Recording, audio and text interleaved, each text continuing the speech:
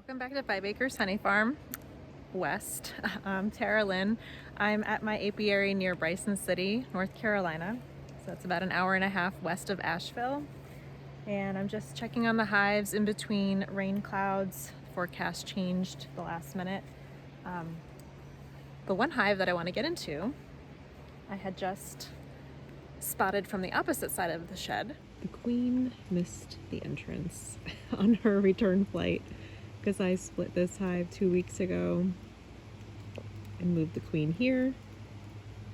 So new queen is hanging out. Hopefully she had some good mating flights and this didn't impact it. And now I'm over here so we can take a closer look at this cluster hanging out right down here. Imagine somewhere in here we've got the new queen. It smells really good over here. Really interesting aroma.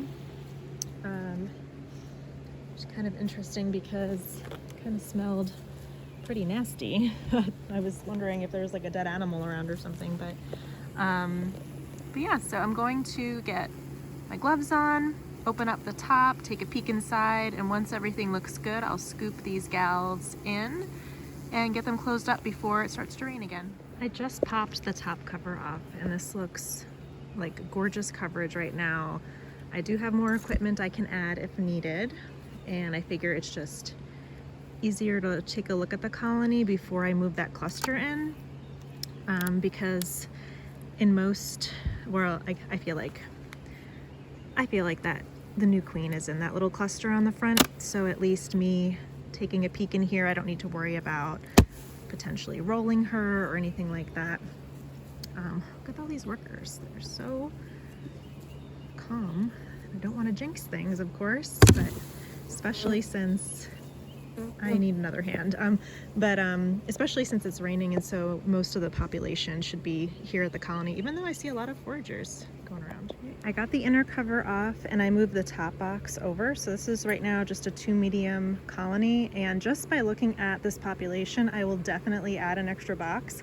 I don't know how much progress they've made on this top box yet. I had given them a few frames of new foundation, and also some frames without any foundation too, so we'll see how much comb they've built. I'm gonna take a quick peek in here, just wanna check a few frames. One of the big things I wanna see is not only that a queen has emerged, which I believe is in that cluster, but I wanna make sure there's no more capped brood, because I brought the oxalic acid vaporizer and I would love to do a treatment first thing in the morning. So I just wanna make sure I don't see any capped brood so that we can have the most effective treatment. I grabbed a new box, and I've talked about this in some videos, but just as kind of a little anecdote, what I'm doing is I know there's like the method of checkerboarding to prevent swarming, and you're moving the brood around and having every other frame kind of break up the brood. I don't do that, but what I'm doing is I have a they're kind of snug in here, but I've got a frame of fully drawn comb. This is from 2024, and then I have a brand new frame of wax foundation. So this is for 2025. And then I have an old frame where I cut out the comb over the winter. And so they're gonna build an entire frame on their own. So none of my wax is more than 5 years old, or I guess none of my comb is. So I'm kind of prioritizing some of the frames that are older on the other side here, because I'm going to be retiring them next year. So every year I cut out any comb that's 5 years old, or if sometimes there's a straggler, a few, because of swarm traps and things where it might be a little bit older. And that's to prevent any spores and any residue that could be toxic that builds up over time, causing any issues. So that way they always have fresh comb to build on. Marking the frames is not just for the time frame. Like, I do put the NF to show no foundation, and that signals to me during extraction if I need to be extra careful or completely avoid putting a frame in the extractor if it's completely overloaded or built out really wonky. But those are some things that kind of help just manage the hive over in general, and also help with extraction. And I just showed you how I do those 3 different types of frames on a new box. So this is an example of where I'm not doing that. So I've given them all frames with foundation, and then I pulled up one frame of nectar, and I did that 2 weeks ago. And it's just interesting to see how different hives' behavior is. I mean, this one is ready for a new box, but it's about to rain again, so I'm gonna give them a new box tomorrow, no big deal. Plus I can just get my stuff organized a little bit more. And I'm not gonna give them a new box because they haven't drawn out this comb, but they've already drawn out their comb. And, you know, I just gave that new box to the other colony, so they just have their different strengths. But the reason why I intentionally gave this colony frames with foundation entirely is because they are the wonkiest comb builders. They failed their architecture school. It is just zigzags everywhere.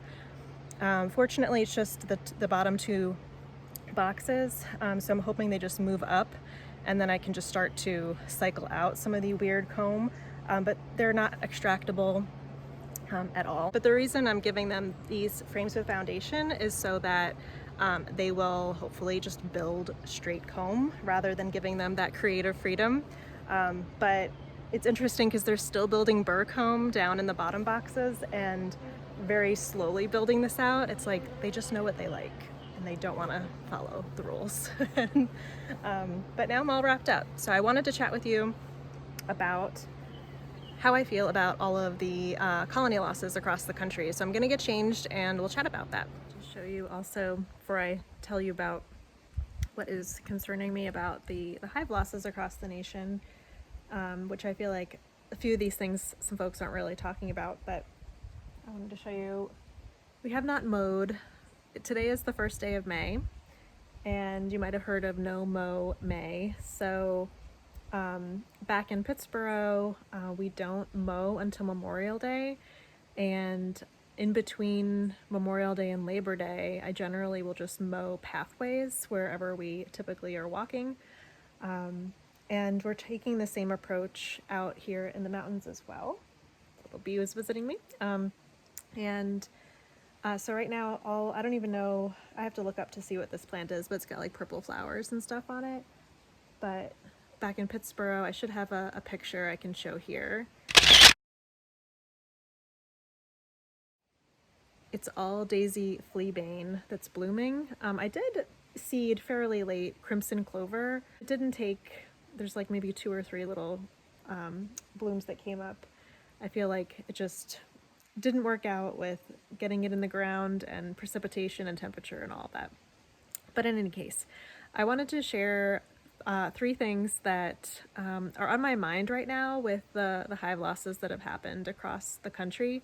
I have a blog post about this if you wanted to take a closer look, and also to look into Project Apis M's survey data. The survey officially closed yesterday, but the early results of the survey data from February, they did a webinar at the very end of February. I'm linking that in my blog post, so you can go and watch that if you wanted. They also have a few packets you can download to take a look at the research over these losses. But the first thing that I'm a little concerned about, as I've been buying a lot of new equipment this spring. I'm up to 15 hives right now, not 15 official confirmed queens. I think I've got 8 or 9 confirmed queens, and the rest are producing new queens right now. And then my husband just sent me a video that one of my hives back in Pittsburgh just swarmed. I'm not sure which one. I've been staying pretty in tune with them, but the swarm went up into way too high in a tree, so we'll see where they end up moving if they do come down to my swarm trap. But I wanted to share this. So you might be familiar already, got wax foundation in here. So I do, as I shared, I cut out old comb, and then I replace with either, you know, the frames for them to build all of the comb themselves, and then I do try to help them with the resource of having the wax foundation. And generally, the wax for these foundations is supplied by commercial beekeepers, and the commercial beekeepers are the folks that have had the most significant losses over the winter. Since there is no known reason right now what has caused all of those colonies to die off, we don't know. Like, is it in the wax? Is there something in there? So then I'm concerned that I'm buying all this fresh new equipment for my colonies, but I could be unintentionally giving them a contaminant. And, you know, there's plenty of other videos and resources, and I do link to an extra podcast and video link that I found really helpful in my blog post. But they talk about how there was no warning for all these beekeepers. Like, everything looked perfectly fine. So it's not like there's anything specific we could be looking for right now to learn what caused all this. So we don't know, like, was it in the wax? Was it in the food? You know, it's happened across such a large region, so it's impacting on so many levels. And knowing that commercial beekeepers do process this foundation and ship across the country, so it could be potentially spreading even further. I already kind of touched on my second point, which is this going to happen to me and to other beekeepers that I know?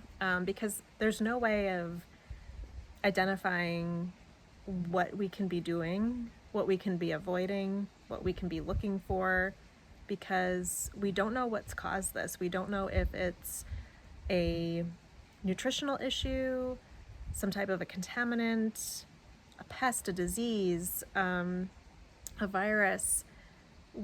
There's no way of knowing. There's no common thread between what has happened and what could have impacted it.